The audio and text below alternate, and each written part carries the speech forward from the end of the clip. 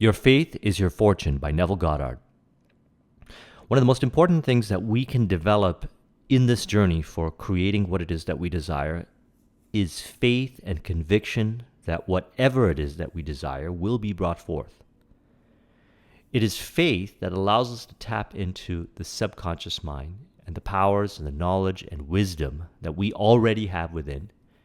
And it is the faith that allows us to tap into forces and powers beyond the visible eye or what is visible or experienced through our senses.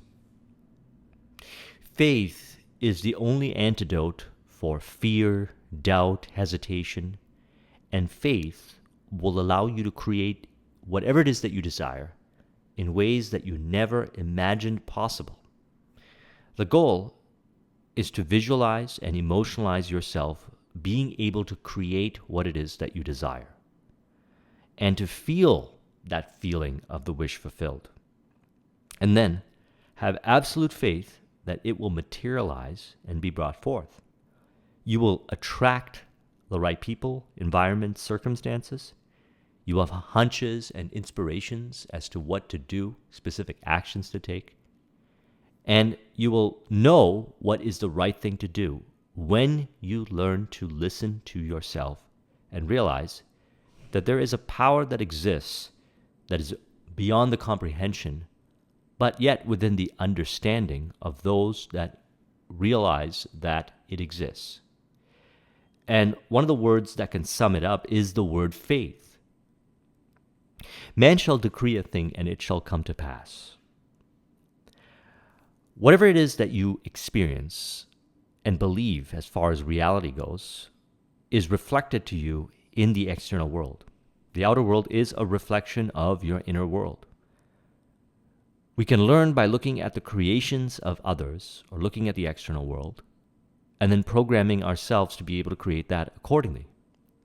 Now, most of the time, unless we have become conscious and aware of how all this stuff works, we are taking in information because we are told that that's the way it is, and we might assume that it's only that way, and we begin to create from that perspective. Now, the truth is this: there are many ways to create what it is that you desire that have never been discovered yet. But one thing is absolute. Whatever is within you is reflected outside. It is materialized some shape or some form in the external world, whether in people, circumstance, or environment. The question is, how is it brought forth? How is it materialized? Well, in the Bible it says, as you believe, so it shall be done unto you. So it is materialized then based on how you believe. And where do you get your beliefs from? Well, most of us who do not have access to this kind of information get our beliefs from what other people tell us, either through life experiences or through asking for opinions and advice. And while that information can serve us to a large degree, we have to remember that there's many ways of bringing forth what it is that we desire. And just because somebody has created it a certain way doesn't necessarily mean that that's going to be the right way and even the most efficient and best way that's the most harmonious for us. But one thing will be absolute: it will be brought forth. So thus, what we want to do is we want to keep an open mind. We want to accept and understand that there's many ways of being able to create our vision. And one of the ways to exercise this is to keep your mind on the feeling of the wish fulfilled. So what does that mean? It means ask yourself, what is it that you would like to create? What is the vision that you want to see brought forth? What is it that you truly desire? And then imagine yourself experiencing whatever it is. Maybe it's in business, maybe it's success, maybe there's a certain way you see yourself. And realize that what you are doing is you are programming your subconscious mind, and you are tapping into abilities that you have access to that you might not have conscious awareness of, and that whatever it is that you have in your mind, that vision, will materialize if you believe it will materialize. And if you're open, it will materialize in the way that's the most harmonious for you, others, and for evolution. Man shall decree a thing, and it shall come to pass. The world has a harmonious thread, golden thread, in which everybody is connected. All animals, all beings operate and connect to this golden thread, which can be found through flow. It's a feeling of abundance, well-being, and prosperity, and it is one that is accessed by anybody, no matter where we are in our life. The question is, do we believe that this exists? Do we believe that this kind of abundance is available to us? Do we really believe that we can have whatever it is that we want, however we want, whenever we want, in the most harmonious way possible? See, man has always decreed that which has appeared in his world. He is today decreeing that which is appearing in his world, and he shall continue to do so as long as man is conscious of being man. However, one of the key things we have to remember is that man does not command things to appear by his words, which are more often than not a confession of his doubts and fears. Decreeing is ever done in consciousness. So if there's a harmonious thread, and we can live in the spirit of harmony, then what is it that causes us to not live in that spirit of harmony? Well, it's the assimilation and internalization of fears, doubts, and negativity, anger, and so forth that we have experienced through different kinds of learnings, or past experiences in our life that causes us to recreate it. In other words, decree it automatically. Why? Because it exists in our consciousness. So we have awarenessness or consciousness.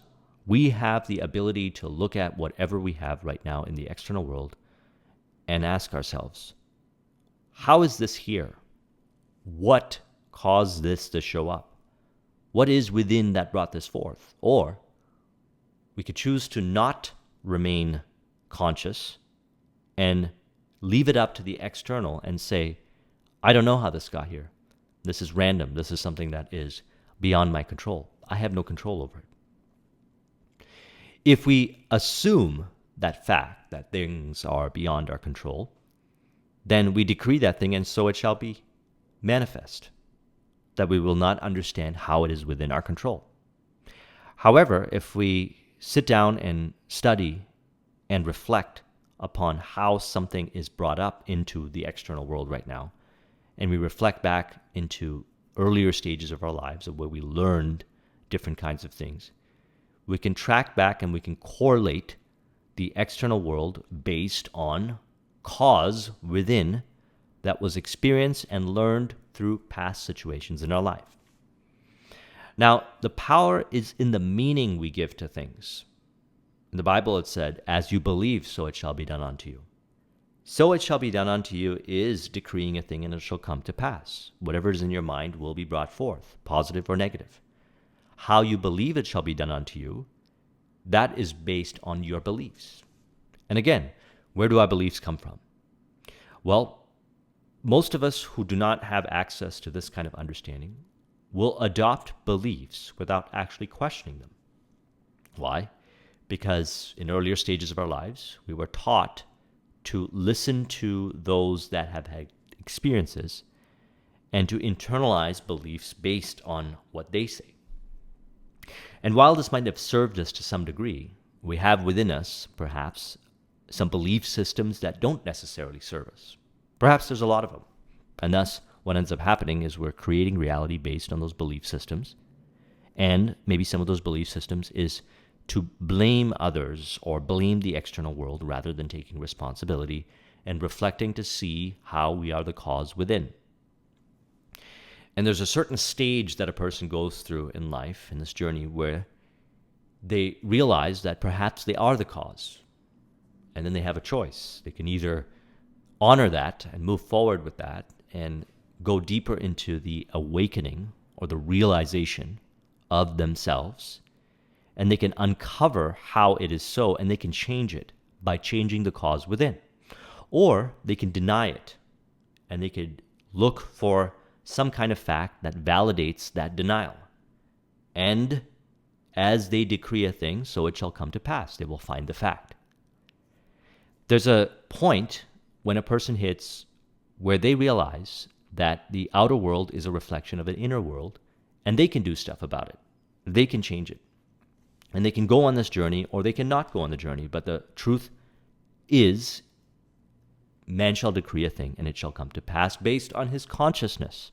It was always like that, except at a later stage, you realize that it is like that.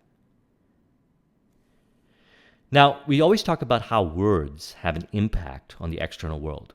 But is it the words? In the beginning was the Word, and the Word was with God, and the Word was God. Is it the Word?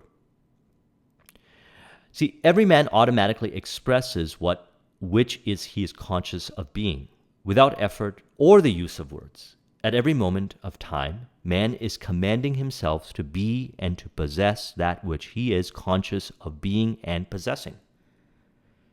It's not necessarily the words, but the intent driving the words, the energy behind the words. We have such a strong association with words that words cause us to feel a certain way. So you can say in a way it's both, but what's more important is where the words come from. Your consciousness, the person projecting the words. You can hear somebody say a sentence and it can have a lot of power and impact and emotional behavioral change in a positive way on us when that person says it. And then another person can say the same sentence and it can have no impact on us. What is the difference? Well, the difference is state transference, which you could say is consciousness transference. When you're around somebody that has a certain degree of abundance consciousness and they communicate with you, what they're really communicating is their consciousness. What you're really experiencing is your consciousness in co-creation with theirs. It is within you. Everything is within you. You created everything. And the more you put emphasis on certain kinds of consciousness, the more you will experience it in some shape or form in the external world, because you are decreeing a thing, and it's not necessarily your words, it's your consciousness. Now, one of the ways that we can raise our consciousness is being more cognizant in our words. And even though the words don't necessarily carry the weight, we do have association and meaning from the words, or defined within ourselves through the words, which you can use as a tool to raise our consciousness. So in a way, you can say words do have the power. What has more power is the consciousness, or the person and the consciousness of the person using the words. And we can also use words to change our consciousness, which is what we talk about when we say the importance of what to say when you talk to yourself. What you say when you talk to yourself, the conversations that you have in your mind, the mental conversations, cause you to feel a certain way. That changes your consciousness. You can either feel empowered or you can feel disempowered. You can feel love, passion, joy, abundance from a place of being the cause to create specifically what you consciously want to create, or by your words, you can condemn yourself, make yourself feel negative, shame yourself, and shame others. This is why it's very important to pay attention to the words that you're using. If possible, record yourself when you're communicating with others and observe the kind of words you're using and what you're saying. And realize that as innocent as those words may sound, they are revealing to you about your consciousness, how you believe reality to work. So the words are revelations of your consciousness. Now, a few videos ago, I did a discussion on the Robert Dilts model, and we talked about vision. And this is, a discussion on helping you create your vision based on Neville Goddard's work. And the next layer down is identity. The identity has to be, deep identity level, aligned with the vision. That's the consciousness. The vision to be brought forth has to be aligned. You have to be at the level of consciousness as the vision. This is why we say if somebody wants to create wealth, they have to have wealth consciousness. They have to work on wealth consciousness. If someone wants to create health, they have to create health consciousness. If somebody wants to experience abundance in all areas of their life, they have to live and feel abundance consciousness. That's the identity. The values and beliefs are how we believe reality to work, which is expressed through our words. You could sit down and you can listen to a conversation that somebody has with another person, or you can have them express to you, and based on their words, you can pinpoint exactly how they believe reality to work and correlate and see how reality is a creation based on what they are saying. And you could do this with yourself. So words manifest as a result of consciousness and reveal to us about ourselves. So thus, we can take an inventory of what we are saying and ask ourselves, how does this reflect as far as consciousness goes? The goal is to be able to raise our consciousness to abundance consciousness, because when we raise ourself up to abundance consciousness, or a higher level of consciousness, we're able to create more harmoniously in relation to ourselves, others, and evolution. And we're able to be brought forth our vision with striking precision because we take more responsibility. And that's why it's important to study the work of David Hawkins, Power versus Force and Letting Go. The levels of consciousness. The higher the degree of consciousness, the more the cause we feel, and the more faith we have, because we realize that we are creating everything based on our own mental conversations and our consciousness. So it's the consciousness then that decrees that reflects outwards. If a person has abundance consciousness, then they will experience abundance in all areas of their life. If they have within them wealth consciousness, then wealth consciousness is experienced. To try to force wealth without changing consciousness might temporarily bring results, but it will eventually go away. So the goal then is to evolve yourself within, to evolve your identity. Stop asking yourself whether or not you are worthy or unworthy to claim yourself to be that what you desire to be. You will be condemned by the word only as long as you condemn yourself. So it's the energy. One of the best exercises that we can do is, as we're going about our day, is to observe the meaning and the feeling we're giving to people, environments, and circumstances. Are we looking at the external world from a place of abundance, well-being, uplifting, and joy? Or are we looking at the world from a place of negativity, hatred, anger? Whatever meaning we give to the external world is creating a feeling within, is placing us in a certain state or consciousness. If you reflect back on The Levels of Consciousness by David Hawkins, you can see exactly where that feeling is placing you as far as levels of consciousness, and realize this. At all levels of consciousness, there is the reflection of that level of consciousness. You could say vibration. We talk about this in the Kabbalion. To attract what it is that you want, you have to go in the vibration that is a reflection of that what it is that you desire. And if it's abundance you desire, or a certain result that is one of well-being, then we have to place ourselves in the vibration or that level of consciousness that is in harmonious relationship with that outcome. And when we stay in there, we materialize it to be so. We attract the people, circumstances, environment, and we generate the ideas and optimal ways and actions and behaviors to bring forth that reality. And your words determine to you where you are in your consciousness. You can go back to the video we did on Letting Go by David Hawkins and go through that mind map on the levels of consciousnesses that I created. And you could look at the words when you record yourself or how you communicate with yourself and others. And then you can ask yourself, where in this consciousness scale is this communication that I'm doing right now? Where does it calibrate? You study his work, David Hawkins' work, you'll see that they calibrated a lot of different things. At what level of consciousness it calibrates. People, words, books, and so forth. Very fascinating stuff. And what you want to do is you want to be able to calibrate yourself and understand what level of consciousness are you communicating from. And we don't have to overthink this. You just have to reflect and say, is this from a place of abundance, or is it from a place of scarcity? Is this from a place of well-being, or is this from a place of taking and trying to put someone else down and yourself down? a place of shame and guilt or harm, or from a place of love, happiness, and I'm talking about unconditional love. What you'll find is that how you communicate is going to be revealed to you by how others communicate to you. You might be able to try to use certain words and communicate very polishedly and force it with others and still experience negativity. That's because it's within the consciousness. It's within you and it's reflected outwards. Change the consciousness within and the external world starts to change. When man discovers his consciousness to be the impersonal power of expression, which power eternally personifies itself in his conceptions of himself, he will assume and appropriate the state of consciousness which he desires to express. In so doing so, he will become that state in expression. This is the journey of the soul while we're here. It's first that things seem random.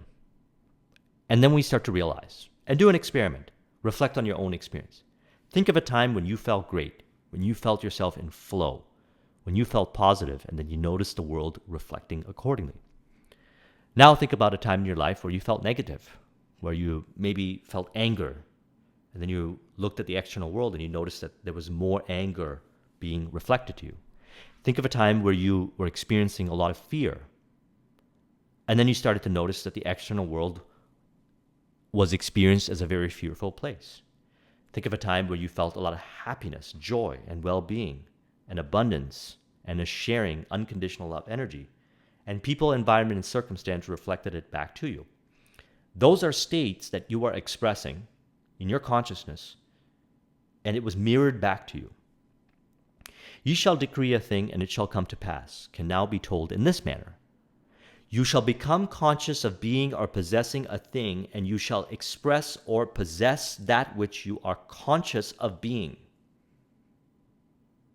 You shall become conscious of being or possessing a thing, that you shall express or possess that which you are conscious of being.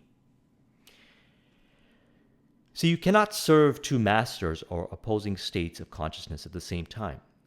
Taking your attention from one state and placing it upon the other, you die to the one from which you have taken it, and you live and express the one with which you are united. You can look at your current circumstance and your environment and maybe experience that as negativity, hardship, fearful. And one of the assumptions is that that's the way it is, so that's how you should feel. The truth is that you can feel whatever way you want to feel. You can change how you feel. So you can look at the external world and say, even if it's not ideal, the circumstance is not ideal, you could say, I choose to look at the positive of this. I choose to feel gratitude because I realize that there's something that can be done.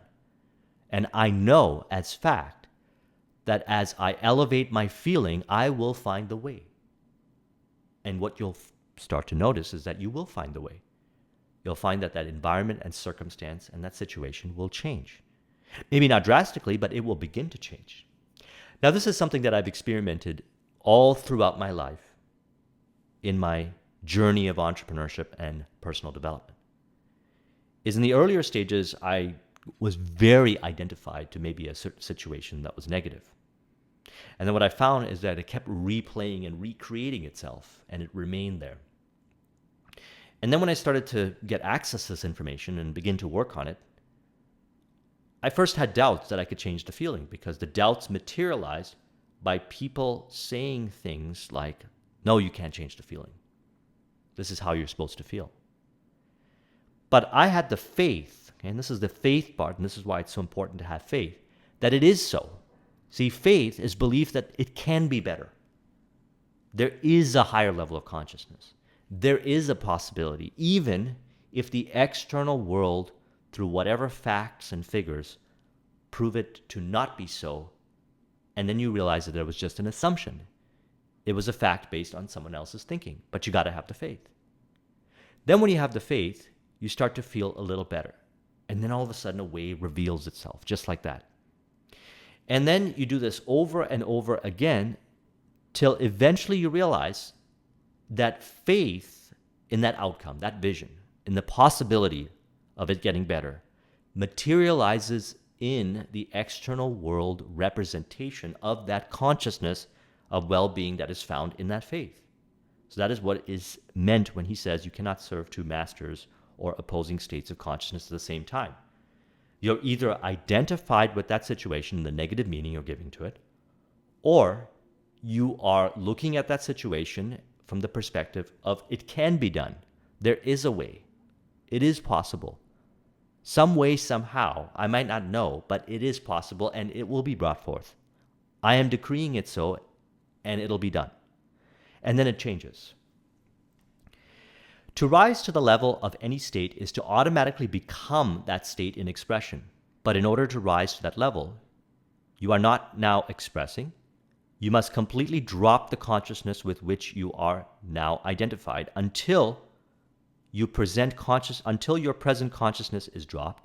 You will not be able to rise to another level. So being heavily identified with one of the lower levels of consciousness, again, you can reflect back to The Levels of Consciousness by David Hawkins to really clarify this, is to say that I am being at home in this consciousness and to materialize people, circumstance, and environment that bind you there. Because that's what you're decreeing, and that's what will come to pass. If you choose to raise yourself to a higher level of consciousness, well-being, abundance, love, unconditional acceptance, real reason, focusing on what is right, not who is right, and that's something that you want to do, you have to assume that feeling of that consciousness despite what is happening. Now, this is something that takes practice. And I'll speak from experience of this. I get better at it the more conscious and I'm aware of feeling as I navigate reality, as I go about doing what it is that I do. If there's a negative emotion that I feel, or something negative, or anger, or anything that I feel, I realize that I'm fusing myself to that state, and it is going to materialize in the external world through people, environment, and circumstances. So I catch myself, I take a note, I write it down, and ask myself, why did I fuse to that? Where did that come up? And I go to change within, using something like the Robert Dilts model and the various principles that we talk about, subconscious mind programming, a lot of different things, changing the environment around. And then I release myself from that feeling and identify with the state that I desire, the feeling of the wish fulfilled. Or, as Earl Nightingale says in The Stranger's Secret, you can carry that card with you where you can write down what it is that you desire, and you can reflect upon it if you feel negativity and put yourself back in the positive state, raising your consciousness into you can do. That is an act of faith. See, someone who has faith will, in circumstances and environments that seem negative, be able to switch themselves over to a positive feeling. That is faith. Even if they don't know how that positive feeling is going to contribute to the result, they have faith knowing that it will by switching themselves to that feeling. So you raise to a higher level of consciousness by taking your attention away from your present limitations and placing it upon that which you desire to be. Man is warned to be selective in that which he hears and accepts as true. Everything that man accepts as true leaves an impression on his consciousness and must in time be defined as proof or disproof. Whatever you believe to be true will impress itself on the subconscious mind, and the subconscious mind will bring it forth in some shape or form. You don't have to accept something as true because somebody says it's true. You don't even have to accept something as true if the majority accept it as true. You always have to ask yourself, with anything that you're consuming and the beliefs you are forming around it, how does this contribute to my evolution, my well-being, and my faith, and my happiness? Knowing, as Gandhi said, you got to be the change. So if your goal is to be inspirational for others, then you have to be inspirational to others by living your own truth. And proving this formula over and over again will allow you to express to others if they are ready for it. because a person has to be ready for it. You can't force them into a state of consciousness. They have to be ready to accept that state of consciousness, and they place themselves in that state of consciousness to be around you, and then they will meditate with you in that state of consciousness as that state is transferred, and that will become their predominant consciousness. So he talks about the 12 disciples. The 12 disciples represent the 12 qualities of mind, which can be controlled and disciplined by man. If disciplined, they will at all times obey the command of the one who has disciplined them. Let's talk about these. The first quality is called Simon, or the attitude of hearing. This faculty permits only such impressions to reach consciousness as those which his hearing has commanded him to let enter.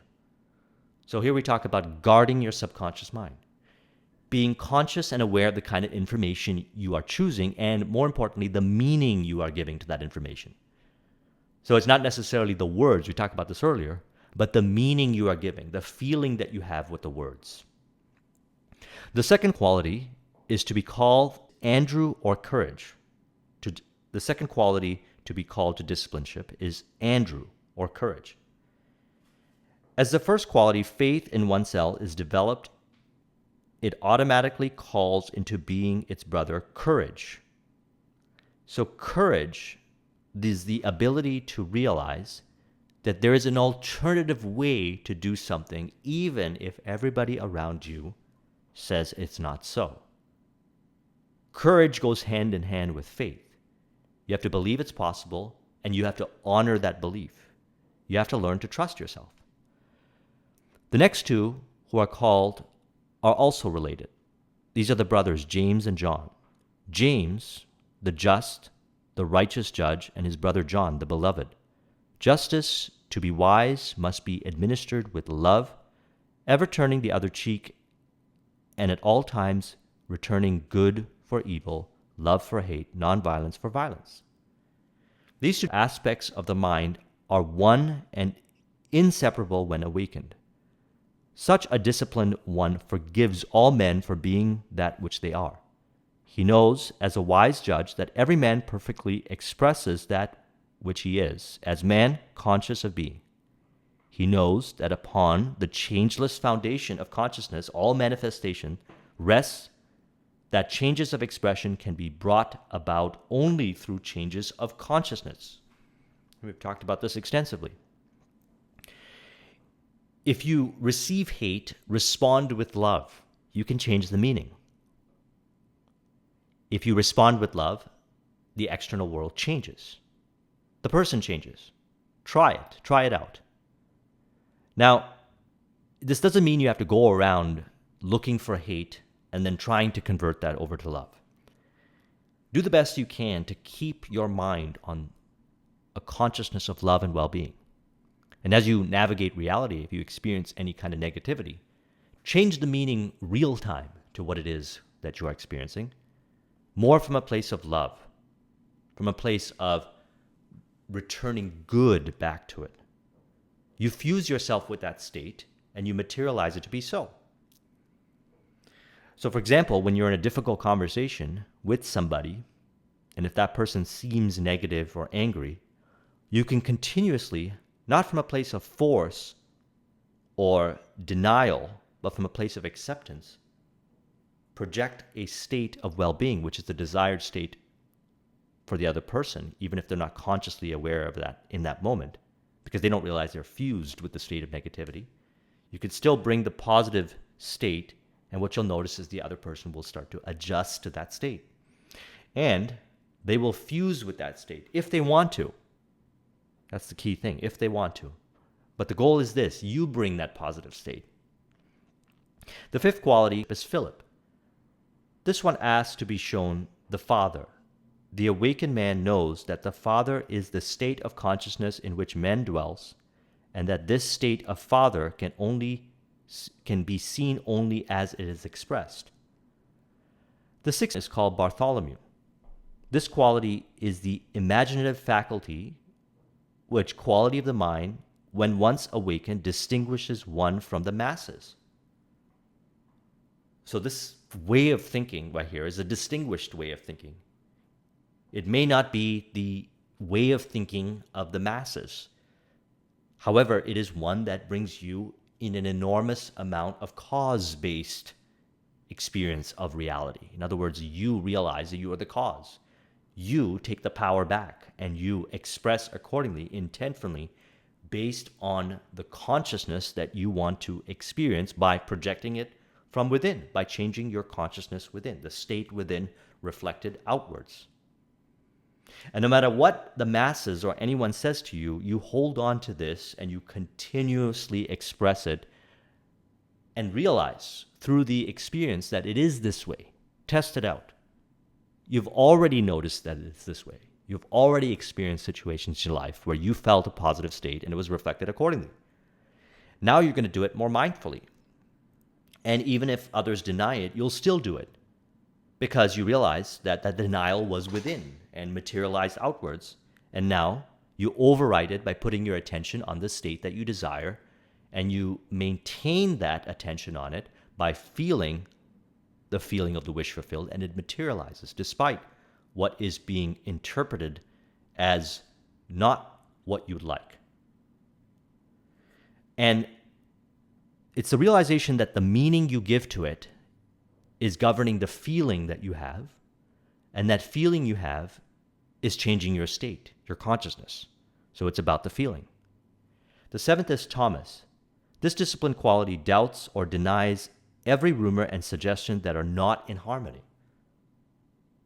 So again, when someone says something to you, when you learn something, you have a choice whether to believe it or not.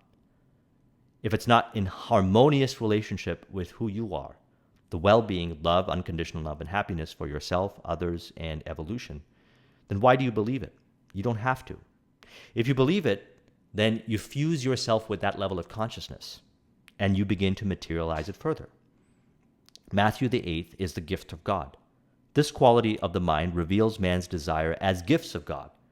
The man who has called this disciple into being knows that every desire of his heart is a gift from heaven, and that it contains both the power and the plan of its self-expression.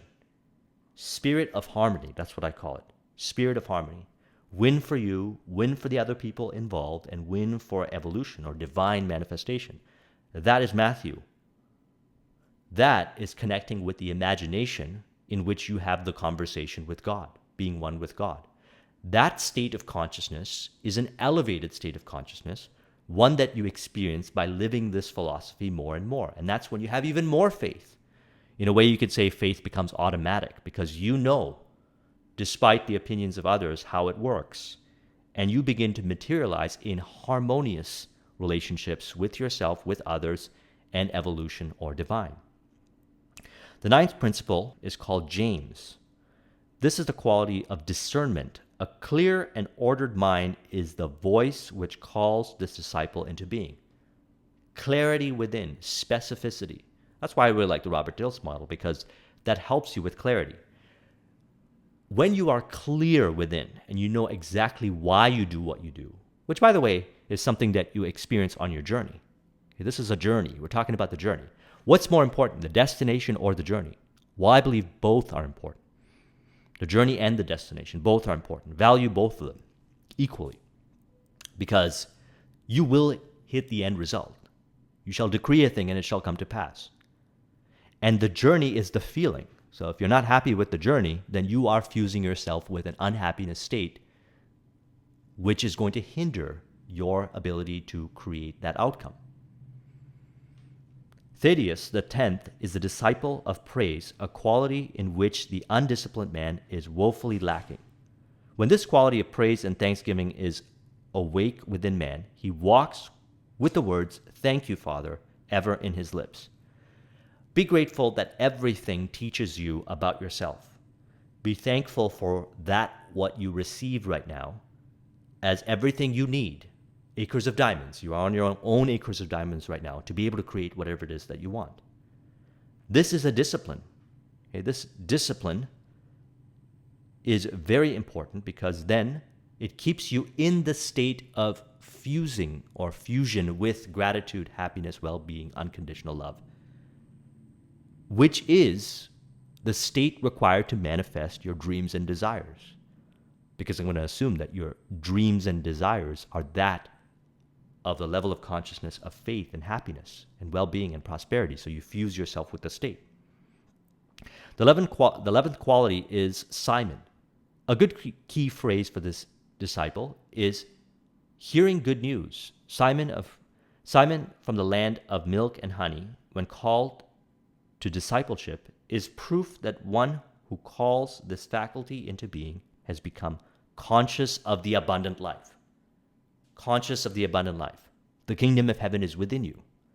When you live this philosophy, you realize that by maintaining a certain level of consciousness, you keep creating that which is desired in that consciousness, which is in the spirit of harmony, win for you, win for others, and win for evolution, win for divine. The 12th and last of the disciplined qualities of the mind is called Judas. When this quality is awakened, man knows that he must die to that which he is before he can become that which he desires to be.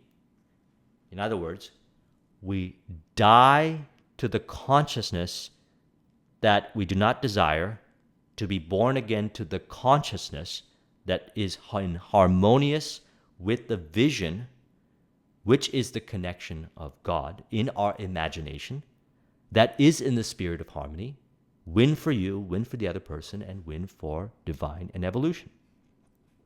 Now, this is something that I've been practicing and I'm realizing even more and more as I continuously evolve and grow in this journey with you to higher and higher levels of success, is that these principles become even more true. As the saying goes, when the student is ready, the teacher appears. And as you pass the grade by creating the results, you move into higher grades of understanding. And your faith goes up. And then you get access to this knowledge, which can seem very mystical for somebody who doesn't understand, has not experienced this journey and realized how this, what we're talking about, is true. But everybody has experienced it to some shape or form, because man has always decreed a thing and has always appeared in the world, and we only need to track back based on what is within and reflect back to what is in the external world to realize it is so. Except in later stages, you become more conscious, you become more aware, you become more discerning, you become more selective. And then what you do is, as a result of that, you remain in the consciousness that is harmonious to you. And then the faith becomes automatic. In the earlier stages, faith is something that you practice using the principles that we talk about here. If you want a copy of the mind map, the link is in the description. Thank you very much for watching. I'll talk to you soon. Take care.